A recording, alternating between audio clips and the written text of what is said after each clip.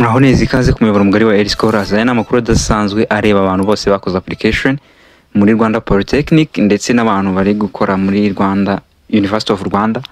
Aho ntabwo bo baragerwaho ku kintu kijyanye na HEC loan application, ariko abantu bakoze muri Rwanda Polytechnic ubu tuvugana yamaze gushyira hanze itangazo rivuga amabwiriza agenga abantu bashaka gusaba inguzanyo n'uburyo bagomba kubikora baciye kuri link yatanzwe.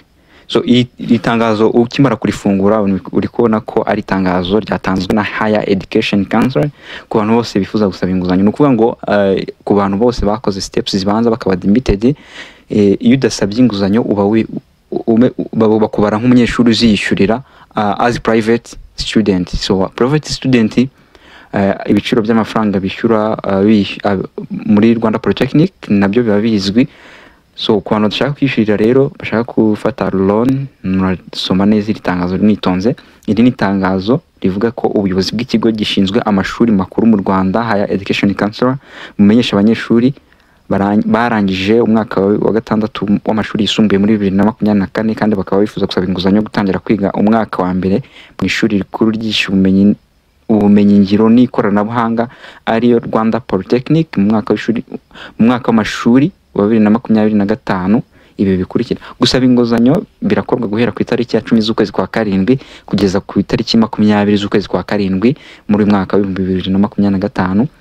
Nyuma y'ayo matariki nta busabe bw'inguzanyo buzakirwa. Ibyo bintu mubyitondere kandi mubyiteho zo mumenye ko mukwiye kwihutira mukibonera itangazo, mukwiye kwihutira gukora application. So ku bantu bashaka ko tubafasha na application nabo nta kibazo, inbox harafunguye, mushobora kutugana. Usaba inguzanyo agomba kuba yaramaze kwemerwa cyangwa se yarahawe admission muri Rwanda Polytechnic. Muri kwibona iyi ni ingingo ya kabiri. Hanyuma gatatu nuko ngo usaba inguzanyo agomba kubikora anyuze ku murongo wa internet ari wo uyunguye batanze ahangaha muri kubona mu ibara ry'ubururu. So ku bantu bashaka kubikora muri video description ndaza kubahereza link, hanyuma mukurikiza amabwiriza neza mwitonze. So usaba inguzanyo ikindi agomba kuba yujuje nuko agomba kuzuza neza amakuru yose asabwa. Nuko ngo iyo ubusabe bwe bwujujwe nabi cyangwa bitujuje ibisabwa ntabwo bayirirwa bakora check, ntabwo bamurebera niba yahabwa loan. So bisabe ngo ibintu mu byitondere mubikore neza, nta kintu kibirukansa, musomye amabwiriza yose neza, nibwo buryo burabafasha. Kuko nubikora nabi ntabwo ubusabe bwawe bazirirwa banareba, bazata babwihorera barebere abantu babikoze neza ndetse bujuje ibisabwa. Ikindi abemerewe gusaba inguzanyo ni abarangije amashuri yisumbuye muri 2024 gusa cyangwa se barahawe equivalence ya NESA yerekana ko barangije muri 2024 kubize hanze y'igihugu cyangwa se abize muri programs zo hanze. Ibyo nizere ko ari ibintu biri kumvikana neza. Icya gatandatu, abantu bafite equivalence nuko ngo basabwa kuzuza neza amakuru yabo, harimo nimero y'irangamuntu, nimero ya equivalence, ikajya huzuzwa index number ndetse n'andi makuru yose yasabwa. Ibi byakozwe ku itariki ya 9 z'ukwa karindwi 2025. So bisinywaho n'umuyobozi mukuru ushinzwe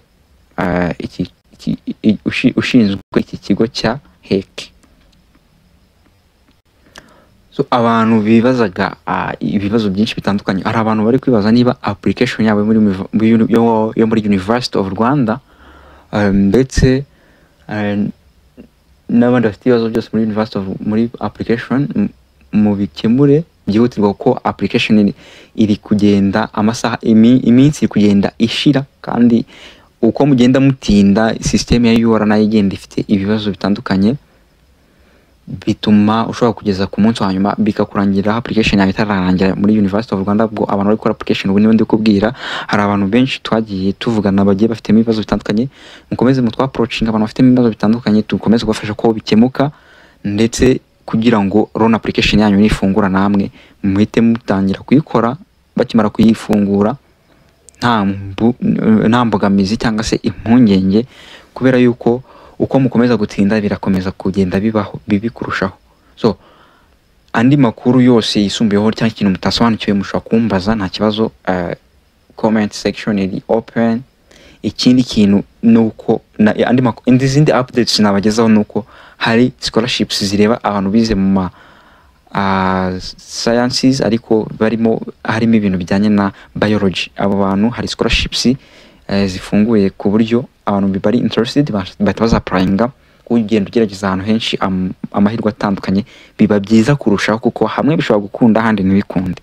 Niyo mpamvu niyo opportunity. Hano hari link yatanzwe na Catholic University of Rwanda imenyesha abantu bose bize ibintu bigendanye na biology nyine business sciences bashaka gukomeza mu bintu by'ubuganga nyine, hano bari eligible bashaka kuba bakwiga bachelor degree in general nursing, bachelor degree in midwifery, advanced diploma in midwifery and general nursing, cyangwa se gukora upgrading ya muri bachelor degree in public health.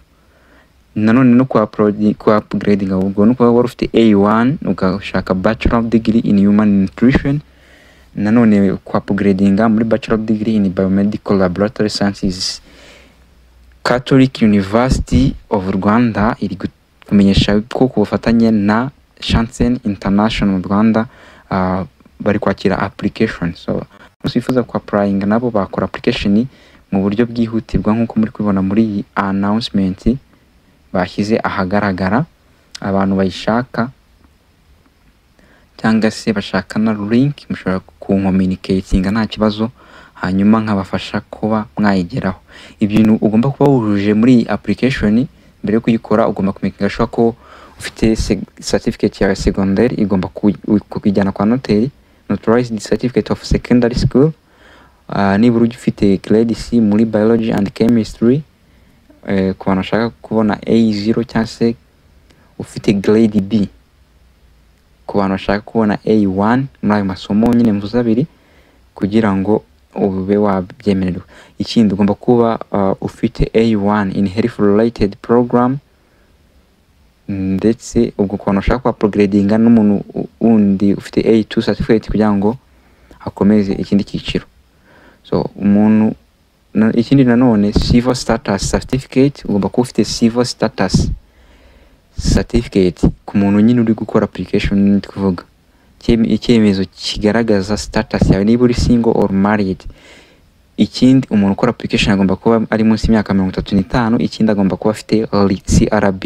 Iyi CRB ni icyangombwa ushaka binyuze ku rubuga ukoresheje telefone yawe, gukanda akanyenyeri 707 urwego, ubundi ugakurikiza amabwiriza.